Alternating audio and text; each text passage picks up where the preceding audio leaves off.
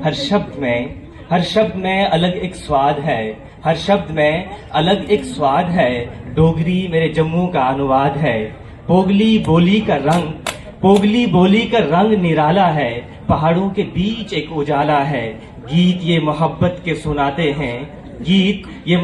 के सुनाते हैं। हर दिल से दोस्ती के रिश्ते निभाते हैं। और पन्ने की ओर बढ़े तो बात आती है श्री माता वैष्णो देवी के चरणों में। पहाड़ों के बीच कोयल के गीत, पोगली में बातें, जुगनू से रोशन भरी रातें।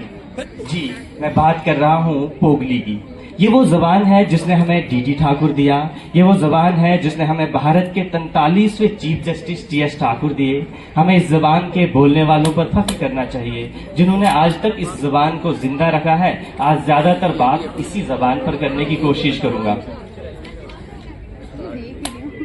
पोगली एक हिंद आर्याई जबान है जो बुनियादी तौर पर जम्मू कश्मीर के जम्मू खित्ते के रामबन जिले में बोली जाती है, लेकिन इसकी पहुंच जम्मू के तकरीबन हर कोने के आगे तक फैली हुई है। पोगली जबान मगरिबी जबानों के ग्रुप के दायरे में आती है। अदब की इस सिंध में जहां जहालत को बेनकाब किया जा सकता है, हकीकत को समझना जरूरी है। ये सच है कि पोगल पिरस्तान तवील अरसे पहले किश्तवाड़ रियासत का हिस्सा था, लेकिन ये भी एक हकीकत है कि पोगल और पिरस्तान मुख्तलिफ औकात में एक खुद मुख्तियार रियासत की हैसियत से भी मुअज़्ज़िज़ है। लेकिन अफसोस की बात यह है कि कुछ लोगों ने अपनी पसंद और तासुब का चश्मा पहनकर इस इत्तेहाद और लगन को तोड़ने की कोशिश की है, जिसकी मिसाल पोगली जबान ने कायम की। ये जबान जिसके बोलने वाले मुख्तलिफ इलाकों में रहते हैं, एक हार में परोए हुए मोतियों की तरह जुड़े हुए हैं।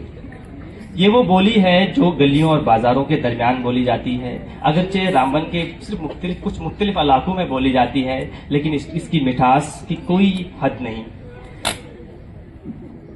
ये वो बोली है जो माहिरान लिसानियात के माहिर जॉर्ज गेरसन ने एक सदी कबल अपने नाम से मासूम ठहराया था। उन्होंने अपनी किताब लिंग्विस्टिक सर्वे ऑफ इंडिया में पोगली जबान का जिक्र किया है। थॉमस ग्राम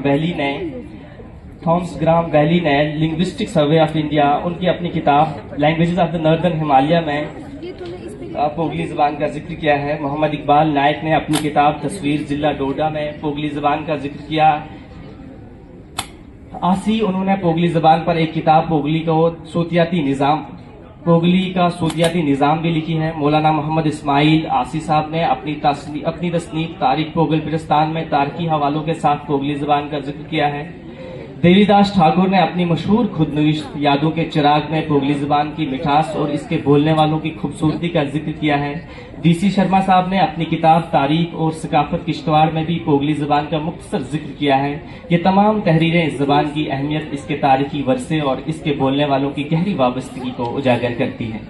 प्रोफेसर पीटर हुक, जो एक अमरीकी यूनिवर्सिटी के प्रोफेसर हैं, उन्होंने अपनी तसनीफ द सिंटेक्स ऑफ कश्मीरी में पोगली का जिक्र किया है। डॉक्टर मगरूब बानहाली ने अपनी तहकीकी मकालात में पोगली जबान को 12 मौजू बनाया है। वली मोहम्मद असीर ने अपनी किताब तस्वीर जिला डोडा में भी पोगली जबान का जिक्र किया है। ये तमाम अदबी और तहकीकी काम पोगली जबान की तारीखी, लिसानी और सकाफती अहमियत को मजीद उजागर करते हैं और इसकी शनाख्त के तहफ़्फ़ुज़ में अहम किरदार अदा करते हैं। वो ये भी बयान करते हैं कि इस जबान में हर 8 किलोमीटर के बाद लहजे और अल्फाज में मामूली फर्क पाया जाता है। इस जबान ने न सिर्फ मुल्क के माहिरीन लिसानियात को मुतासिर किया है, बल्कि मगरबी ममालिक और यूरोपीय यूनियन के माहिरीन लिसानियत की तवज्जो भी हासिल की है। ये साबित करता है कि पोगली जबान अपनी तारीख, सकाफत और वर्से के लिहाज से मुनफरिद अहमियत रखती है। पोगली जबान अपनी वसअत और लचक की वजह से मुख्तलिफ। आज के लिसानी सफर के लिए बस इतना ही। अगर आपको ये वीडियो पसंद आई है तो मजीद दिलचस्प ज़बानी कहानियों के लिए लाइक, शेयर और सब्सक्राइब करना ना भूलें। मिलते हैं अगली बार।